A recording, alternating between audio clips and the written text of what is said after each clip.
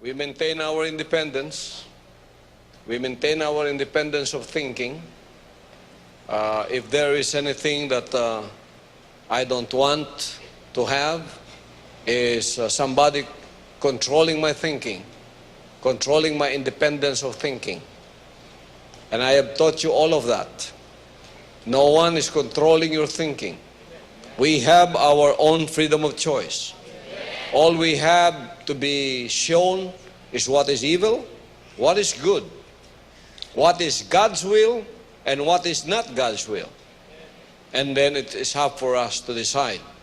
Let us use that independence of choosing freely what the will of the Father is and what is not the will of the Father. It's up for you to choose that. If you've chosen not to do the will of the Father, I would even respect your choice. Although I would be parting ways with you, but I will still respect your choice. Because that is the choice given to us. So here in the kingdom, there is no coercion. No one is being coerced. No one is being subjugated to fear. No one is serving the Father out of fear. Well, of course, we have the fear of the Lord because we love Him. We don't have the fear of the Lord because we fear Him. We have the fear of the Lord because we love Him. There is a difference. You don't fear me because you fear me. You fear me because you love me. You don't want to do the things, so the way you treat me is the way you treat the Almighty Father. I love the Father. He did not force me into the ministry. He did not subjugate me into fear. That is why I serve Him. That's why I love Him. That's why I defend Him. That's why I will give myself up for Him. Because I love Him. Why do I fear Him? I fear Him not to do the things that He did that displeases Him. Is it because I fear because of fear? No, I don't fear because of fear. I fear because of love.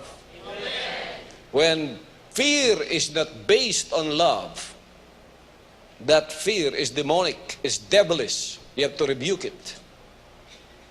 When fear is based upon fear of losing your life, that's why you have to obey, because you are fearful of losing your life. That is the demonic fear.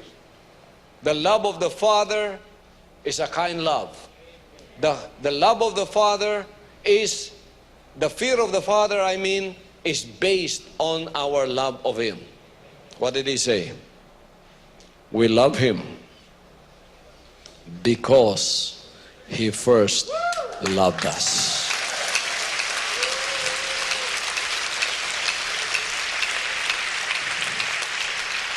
It is always love that is the basis of our service to the Father. It is always love that is the basis of our relationship with the Father. Because God is love. He didn't say God is fear. When you are dealing with Satan, Lucifer, the devil, he will terrorize you. He will terrorize you into submission by putting demonic fear in your heart. When I feel that, I will resist it. When I feel that I will fight against it, I will resist it. What does the Bible say? Resist the devil and he will flee from you. Don't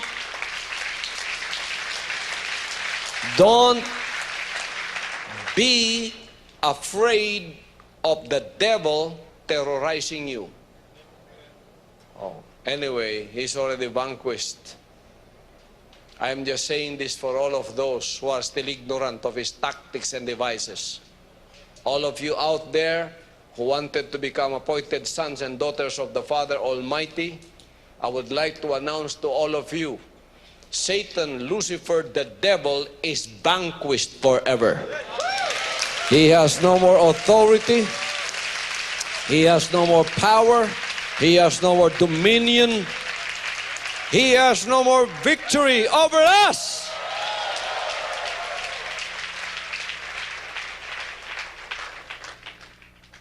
It is the reign of the Father through the appointed Son.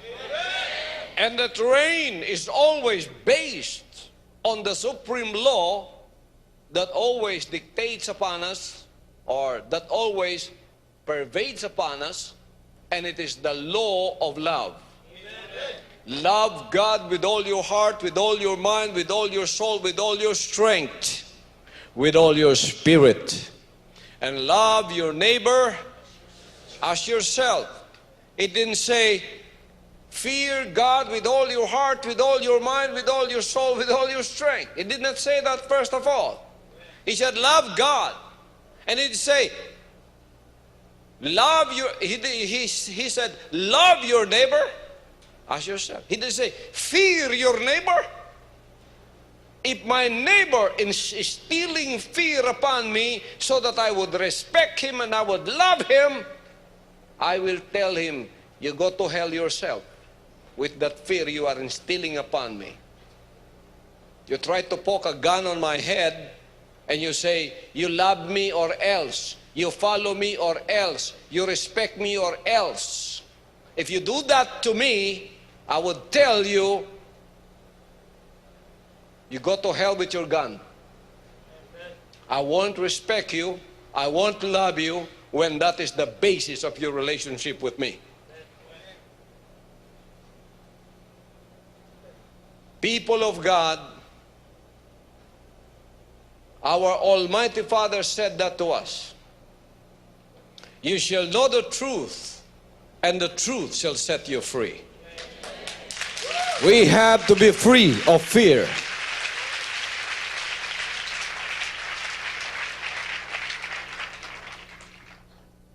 That's why terrorists are not one of the lists of the people I respect. Because they use fear and terror so you can submit yourselves to them. That is the tactic of the devil against your soul, against your spirits. I have been in this ministry for 30 years. Even before I was appointed as a son, the devil was already dealing with me, and I was already dealing with him. You know what I hear when he talks to me? I was in one of my concert crusades way back in the 1980s, I think in 1981, before I was going to be proclaimed to the world as the appointed son. I had already finished my 5 years training in the U.S., in the University of the Spirit. I had already finished my 1-year study in UK, University of Kitbug.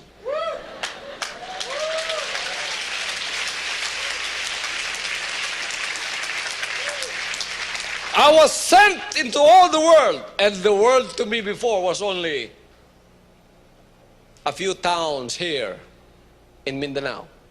That is all that I can afford. That's all my world. So I was in one of these crusades. I had a little group. I was already sent by the Almighty Father in this little ministry that we have in Malalagkogon. After I preached so hard with so few people, few mountain people, mountain folks, I slept that night. I did not hear the voice of God.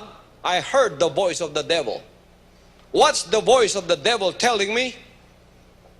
He told me, he said, I will kill you. I heard the voice of the Father in Korea in the 1970s, and he told me, I will use you. Then after that, the Father keeps on telling me, I love you. I love you. When the devil talks to me, He always terrorizes me, and he always instills demonic, devilish fear in my heart. He told me, he said, I will kill you. I will kill you. And those were not empty threats either, because he was out there to kill me. And you are no match to Satan, Lucifer, the devil, if you have not been authorized by the Almighty Father to do a work for him. Amen. I thank God he authorized me, because if he didn't authorize me, I would not be here today speaking before you. The devil would have killed me a long time ago. Amen. But when he sent me, the Father sent me, he said, I'll send angels before you. Amen. I'll send angels after you.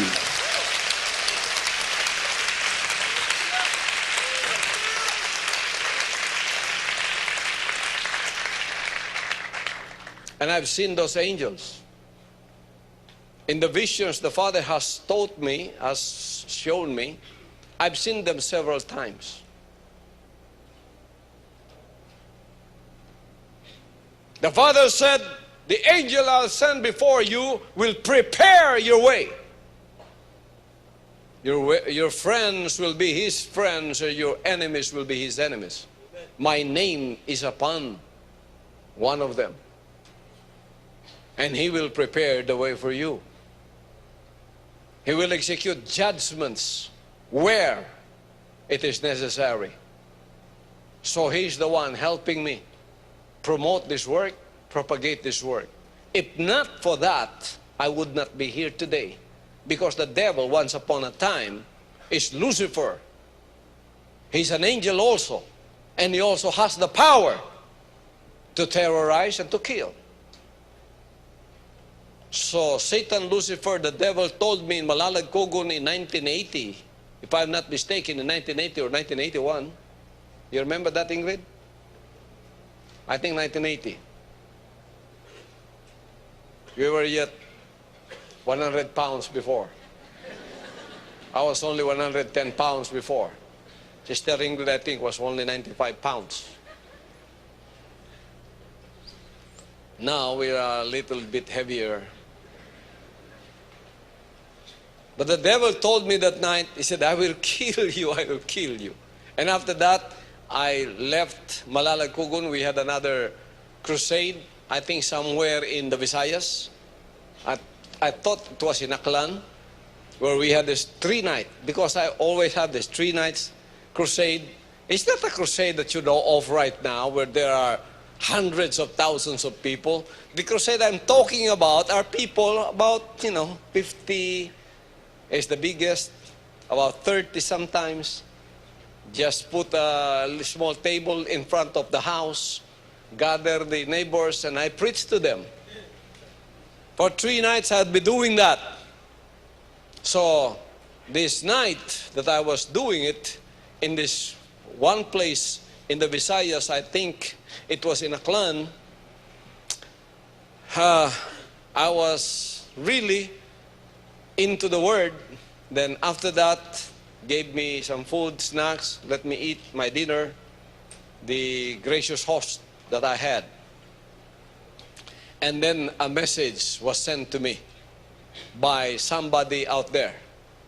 And he told me I better leave tomorrow, because if I won't leave by tomorrow, they would kill me. I said, that sounds like the devil to me, who talked to me in Malalagkogon just a week previous to that. I thought it was empty threats. So I proceeded on my second night. I preached the second night. After preaching the second night, we had our usual fellowship. Then all of a sudden, all of the members just picked me up, throw me into the house, because there are 3 or 4 several men, 3 or 4 that were bringing jungle bolos with them and were looking for me. So they had to throw me inside the house together with one of my officials of our denomination before that were with me. And they threw us in the house. They shut the door. And all that I've heard were people running around the house, chasing one another. The men who were with me were fighting off the 4 men who were bringing the machetes to kill me. So they were running like horses around the house. I found out later that the 4 men were trying to find the door to come in because they knew I was inside. And the men that were protecting me, that were also of that local place, were chasing the 4 men. And you know, Filipinos have this sampayan. There's a clothesline made of tie wire. I heard those snap because, you know, the men chasing would hit the clothesline and you would hear literally the clothesline snap. And they were chasing each other like horses running around the house. I found out later the 4 men would try to kill me, would like to find the door to come in and kill me. And so we were inside with this official in the denomination I was in before. We were praying. He was praying. I was hearing him pray. He prayed all the prayers he knew. He spoke in tongues and he prayed again. He cried again. He prayed again. I was wondering, I said, if this is the end of me, and so be it. I have my boots on. I am working for the Almighty Father. But Father, take this terrorism out of my heart. Don't let me be terrorized by these people. So the Father gave me the boldness within me.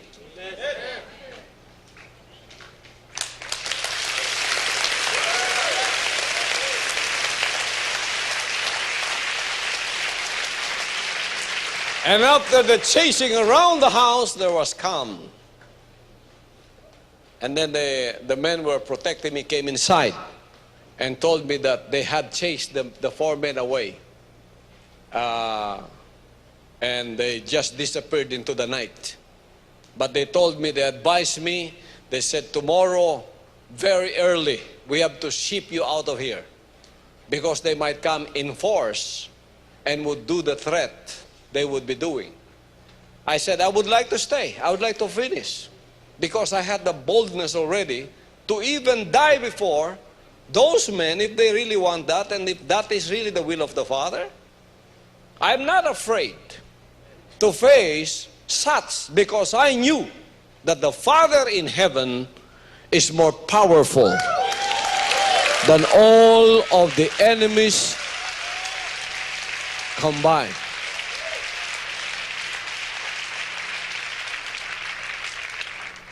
So if you would run away, then you might be thinking the Father is not powerful after all because I'm running away. I did not run away. I continued preaching. Of course, there were people there who were lookouts to protect me. But I continued, and there was no fear in my heart. That is what I thank the Father for. From that time on until now, I knew that the Father Almighty is in control of everything. Hallelujah. That He that is within us is more powerful than he that is in the world. Hallelujah.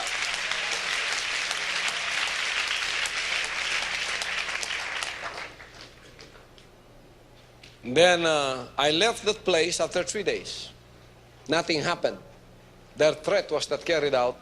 So I knew that the Father was in control of everything, even though you are in the midst of danger. Didn't He say that in Psalms chapter 23? Though I walk through the valleys of the shadows of death, I will fear no evil, for thou art with me. After that I left.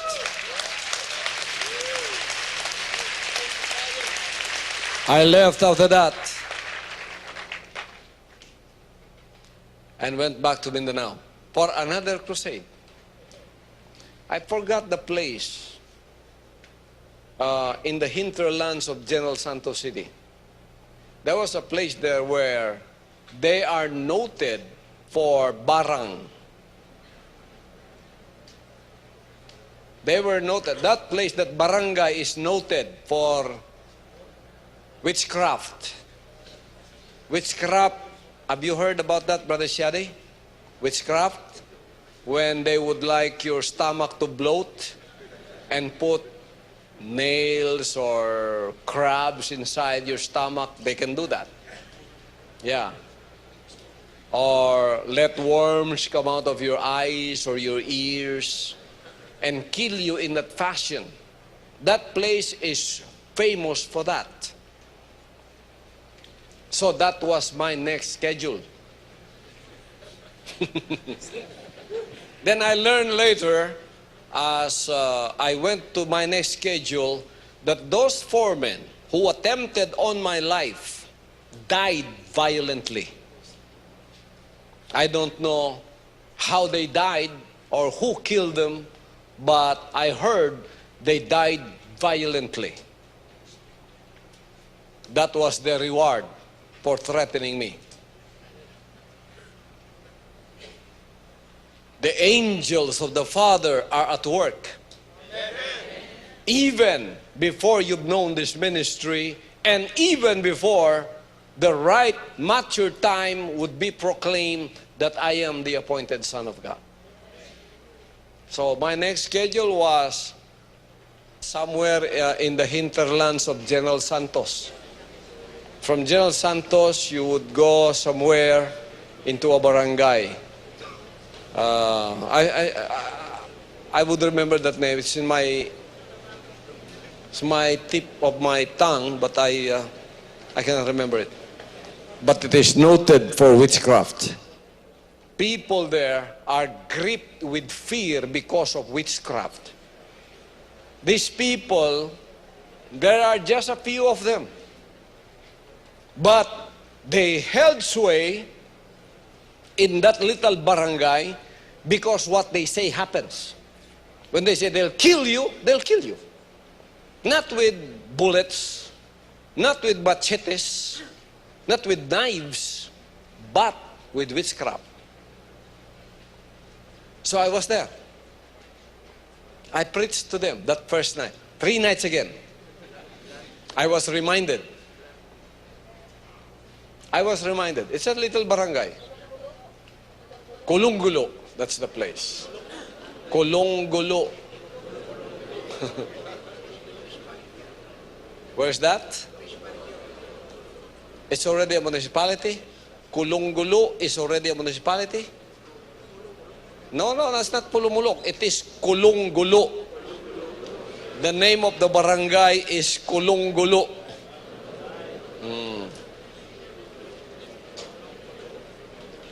So I was in Kulunggulo. 3 nights.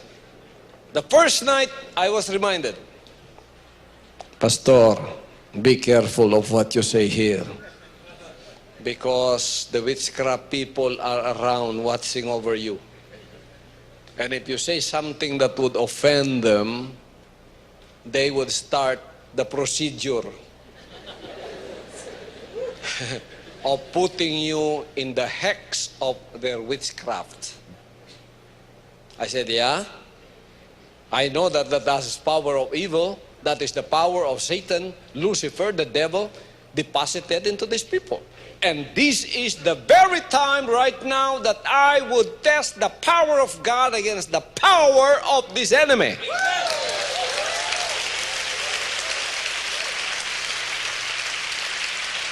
You know what I preached about? That first night I preached about witchcraft.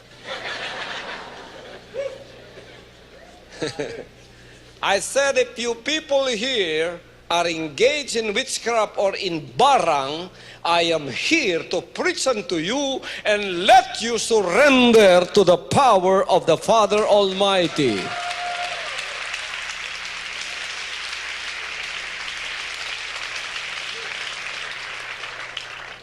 If there is anything more that would offend them, that's it. That is the greatest volley they received from me. And for 1 hour and 30 minutes or to 2 hours, I preached about the barangs or the witchcraft that if you don't repent, you will die and you will roast in hell. They got offended big time. They got offended big time. And that is what I would like to do, to provoke them, to see if the power that is in them is greater than the power that is in me. This is a spiritual battle against the power of the enemy to terrorize us into submission and put fear in our hearts to let us submit to that diabolic and devilish fear which I abhor in my life. The next night, we were in the same venue. It is a small basketball court. Kulunggulu is in Surala, South Cotabato. Thank you for the information. I was there. Next night, we were in the same venue. It's just a small basketball court. They had a little stage. I was there for the first night preaching. Second night, I was reminded again, Pastor, all the witchcraft people have been offended by you big time. They will not let you escape. They will proceed with their power to barang you or to put a hex on you so that the witchcraft would continue. And this is what they are going to do. They said they will put a black line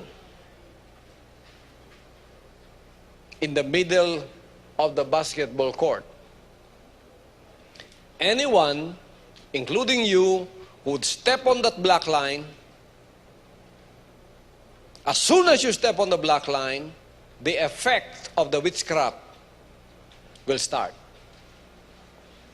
What will happen, I said? Well, most of the time, here, when they put the hex on you, they said your stomach gets bloated in the morning. And sometimes you just last up to 5-8 hours. And then you die.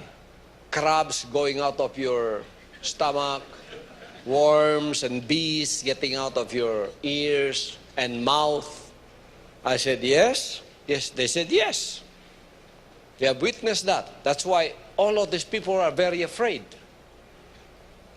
I said, okay, this is now the time to test the power of the Almighty who sent me here. So I said, lengthen. We don't have remote control microphones before, so we have these cord mics. My mic is only up to the stage, so I told them, find a cord that will lengthen my shortened cord so that I could step. I will not be preaching on the stage. I'll be preaching in the middle of the court, stepping on that black line.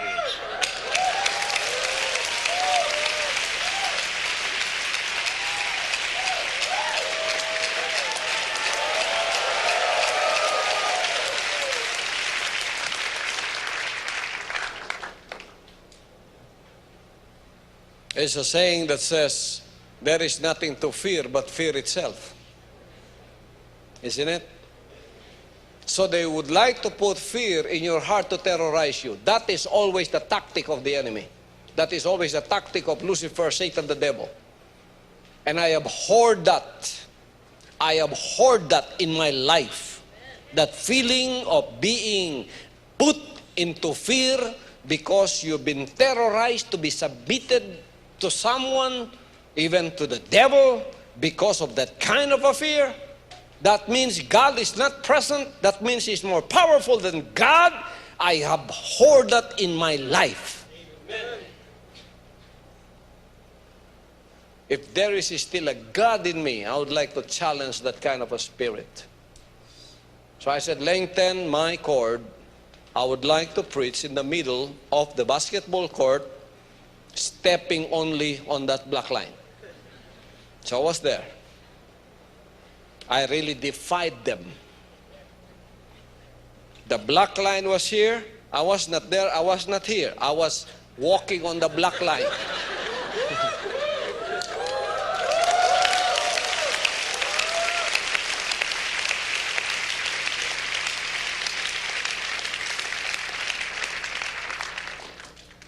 So I told them, my preaching was the same, only it was worse the second night. I told them, you witchcraft people who put this line here, you better repent right now. Because if you don't repent, the barang that you intended for me will come back to you.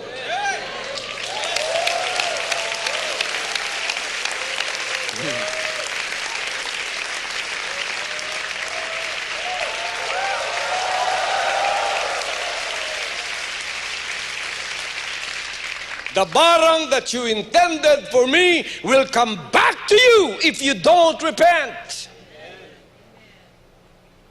And the barang people were, because this is a barangay, basketball court, and there are many mountain bananas around. Not the Cavendish bananas, but just the native bananas.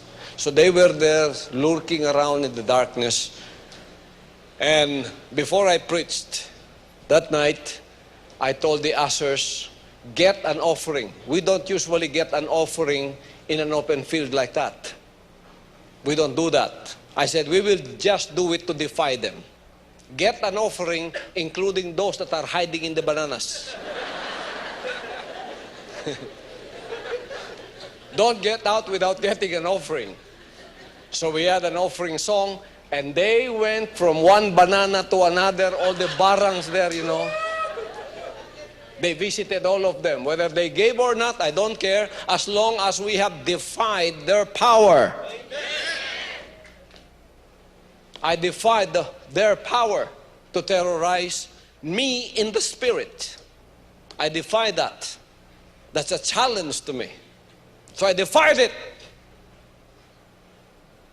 Who are these people? The God of this world? If you are the God of this world, the God of the universe is my Father.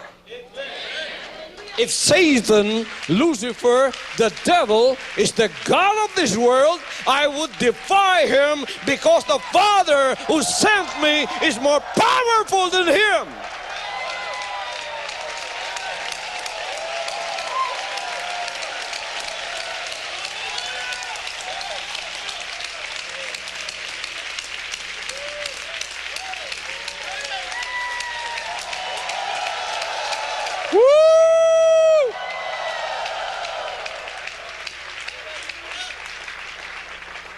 Thank you, my brothers and sisters. You may be seated.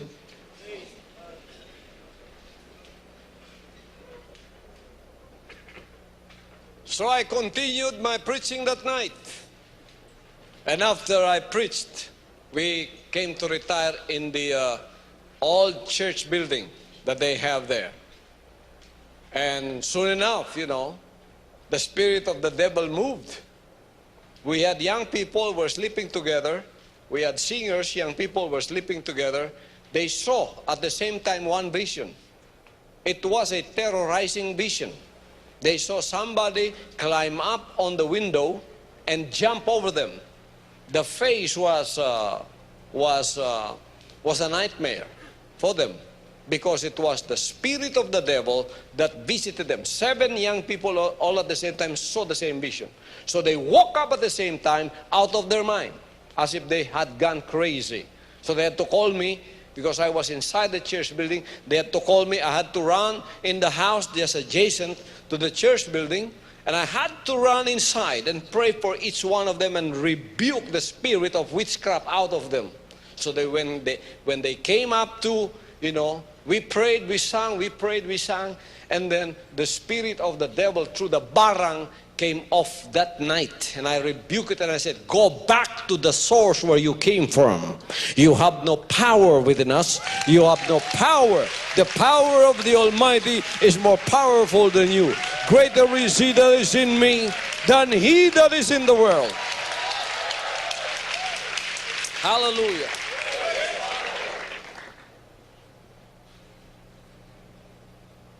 That was intended for me.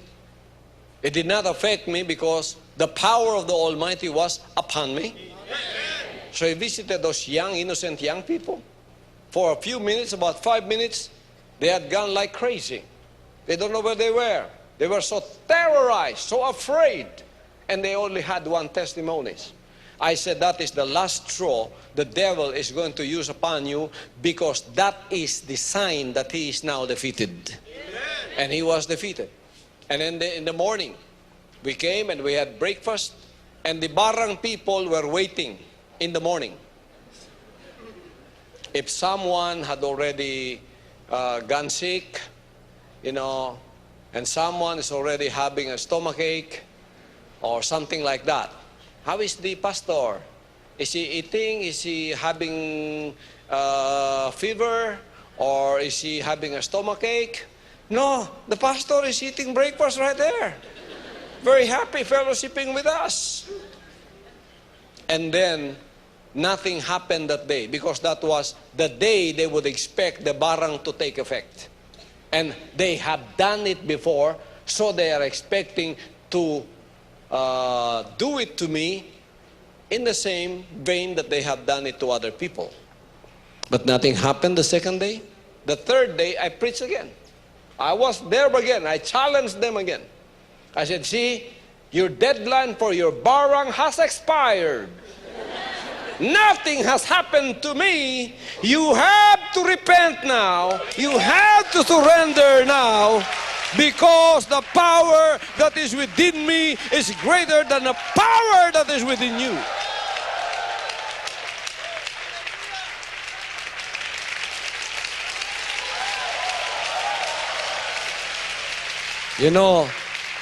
After I preached that night, we came back to the same house, to the same parsonage, to the same church. We retired, and then we had fellowshipped.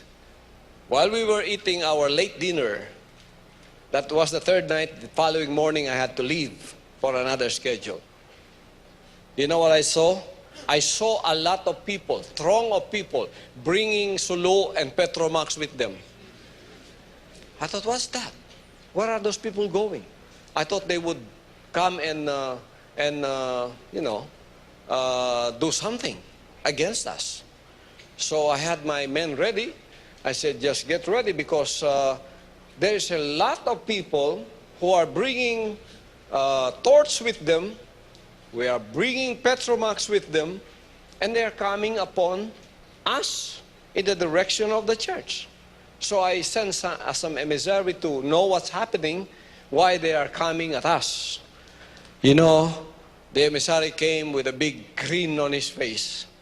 He said, Pastor, all of these people here that are going to come, many of them, or most of them, or majority of them, are the barang people, are the witchcraft people. They will surrender to you.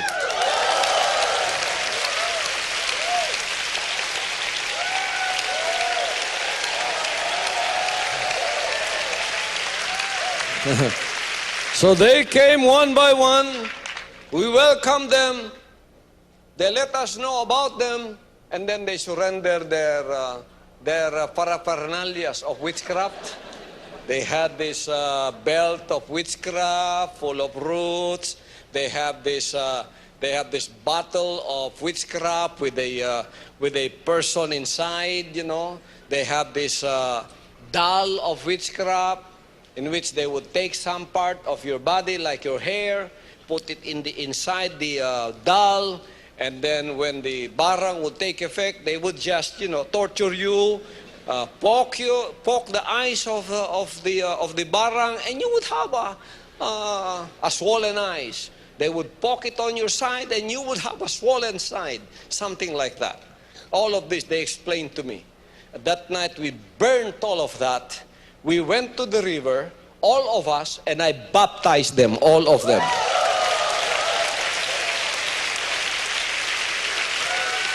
Hallelujah. Praise the Father's almighty name.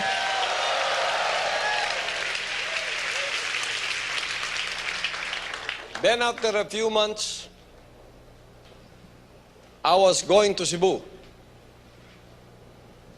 for another concert crusade. And in Cebu, before I went there, I heard again. The devil did not give up. He was losing one battle after one battle after another battle. One spiritual battle after another spiritual battle he lost. He did not give up. I heard his voice again. He told me, I will still kill you. That is the devil's line always. I will kill you. I said, you can kill me. You can't kill me because it is the Father Almighty who made you. Lucifer, I know who you are. You are an angel before. You rebelled against the Father, and now you became Satan, the adversary, and you hate every one of the Father's children who are trying to serve Him and obey His will no matter what.